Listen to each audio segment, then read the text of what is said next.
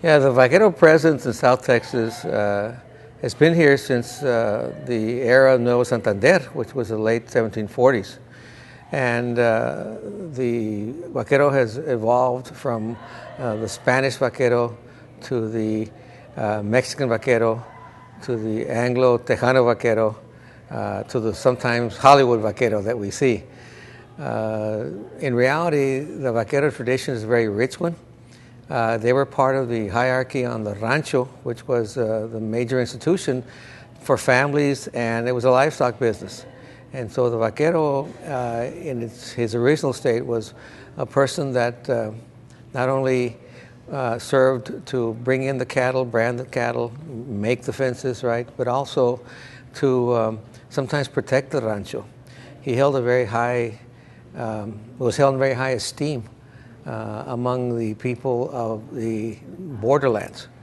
And his position was one that was respected, but what he's left today are, the evidence is everywhere on the ranchos. Now, his job description has changed from riding horseback a lot to sometimes to riding four-wheel drives, from bringing in strays to flying helicopters, from no communication on the rancho to cell phones and all sorts of other things, right? And some of his work now involves, the communications we know today.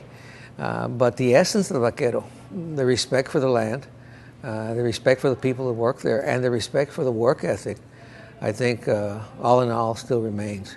And so as we look at the heritage of our area, it's very important that you know that when you see a photo of a Vaquero, if he's the real Vaquero, there's a lot of history and a lot of pride attached to his work and his tradition. And the real Vaquero had a 7-day work week, long hours, always on call, subject to all sorts of challenges, whether it be climactic challenges, whether it be stampedes, whether it be people that came to raid the cattle or steal the cattle, and sometimes the cattle wars.